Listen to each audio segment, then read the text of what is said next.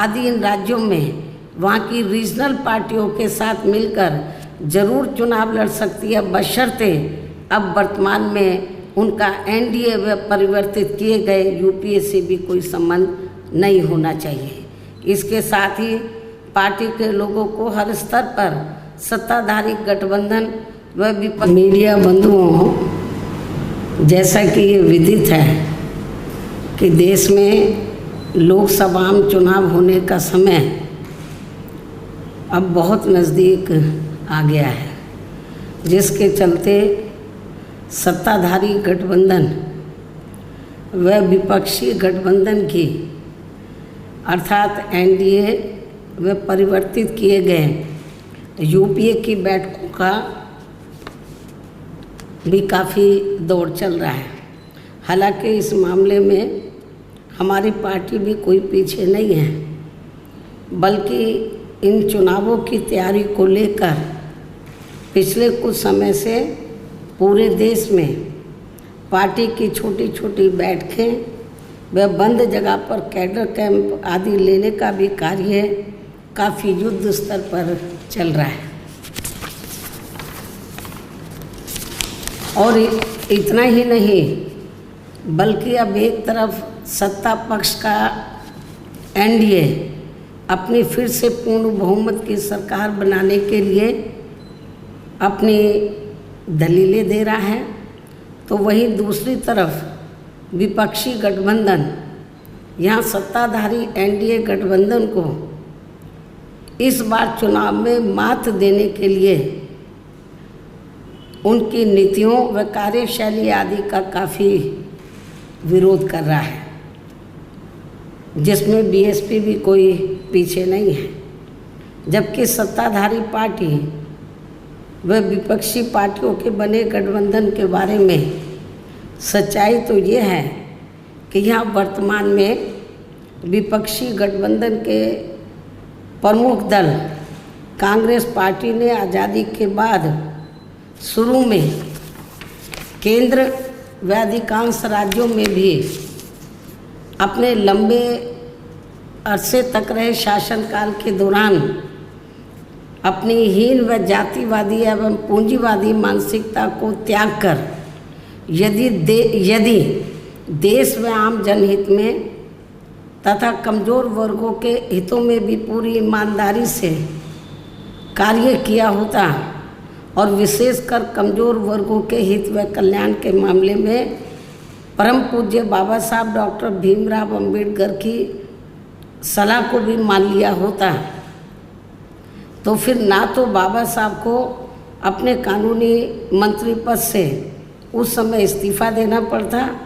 तथा ना ही आगे चलकर कांग्रेस पार्टी को केंद्र व अधिकांश राज्यों की भी सत्ता से बाहर होना पड़ता तथा ना ही फिर कमज़ोर वर्गों के लोगों को मजबूरी में बीएसपी के नाम पर अपनी अलग से राजनीतिक पार्टी बनाने की ज़रूरत पड़ती। और अब ये कांग्रेस पार्टी अपनी जैसी जातिवादी व पूंजीवादी सोच रखने वाली पार्टियों के साथ गठबंधन करके फिर से केंद्र की सत्ता में आने के सपने देख रही है, तो वहीं सत्ताधारी बीजेपी पार्टी भी पुनः केंद्र की सत्ता में आने के लिए अपने एनडीए गठबंधन को हर मामले में मजबूत बनाने में लगी है। साथ ही फिर से सत्ता में आने का दावा भी ठोक रही है। ये कह रही है कि इस बार बीजेपी और उनका गठबंधन 300 से ज़्यादा सीटें लाएगा, इसका भी दावा ठोक रही है, जिनकी कथनी व करनी में कांग्रेस पार्टी की तरह ही कोई खास अंतर नज़र नहीं आता है। कहने का तात्पर्य ये है कि अब ये दोनों बने गठबंधन यानी कि एनडीए व परिवर्तित किए गए यूपीए केंद्र की सत्ता में आने के लिए अपने अपने दावे ठोक रहे हैं, जबकि जनता को किए गए इनके वायदे व आश्वासन आदि सत्ता में बने रहने के दौरान अधिकांश खोखले ही साबित हुए हैं। वैसे भी कांग्रेस व बीजेपी एंड कंपनी के बने गठबंधन की अब तक रही सरकार की कार्यशैली यही बताती है कि इनकी नीति, नियत व सोच सर्व समाज में से विशेषकर गरीबों, दलितों, आदिवासियों, पिछड़े वर्गों, मुस्लिम एवं अन्य धार्मिक अल्पसंख्यकों के प्रति लगभग एक जैसी ही रही है, क्योंकि इन्होंने सत्ता में रहकर शुरू से इन वर्गों के मामले में अधिकांश कागजी खाना पूर्ति ही की है तथा ज़मीनी हकीकत में इनके लिए कोई ठोस कार्य नहीं किए हैं। लेकिन जब ये लोग सत्ता से बाहर हो जाते हैं तो तब फिर वे अपने वोट की खातिर इनके हितों में काफ़ी लंबी चौड़ी बातें करते हैं। जैसे कांग्रेस पार्टी का गरीबी हटाओ का व बीजेपी का हर गरीब के खाते में 20 लाख रुपए पहुंचाने को लेकर कही गई ये बातें सत्ता में आने के बाद केवल हवाई व खोखली ही साबित होकर रह गई हैं, जिसकी खास वजह से ही बीएसपी ने सत्ताधारी गठबंधन व विपक्षी गठबंधन से ज़्यादातर अपनी दूरी ही बना के रखी है। ऐसी स्थिति में अब इन वर्गों के लोगों को, यानी कि कमज़ोर वर्गों के लोगों को आपसी भाईचारे के आधार पर वे अपना अकेले ही मजबूत गठबंधन बना के या हर मामले में अपनी एकमात्र हितैषी रही पार्टी बीएसपी को ही मजबूती देनी है तथा जिससे फिर यहाँ कोई भी गठबंधन केंद्र व राज्यों की भी सत्ता में पूरी मजबूती के साथ आसीन ना हो सके तथा इसके स्थान पर फिर इनकी मजबूत नहीं बल्कि मजबूर सरकार ही बनेगी। हमारी पार्टी का ये पूरा प्रयास होना चाहिए ताकि बीएसपी के सत्ता में ना आने की स्थिति में भी इन कमज़ोर वर्गों का, यानी कि दबे कुचले लोगों का ये लोग ज़्यादा शोषण ना कर सके। इतना ही नहीं बल्कि ऐसी स्थिति में बीएसपी को भी सत्ता में आसीन होने का मौका मिल सकता है। और जब तक हम लोग अकेले अपने बलबूते पर खड़े नहीं हो पाते हैं, इसलिए इन सब बातों को ध्यान में रखकर अब बीएसपी को लोकसभा चुनाव में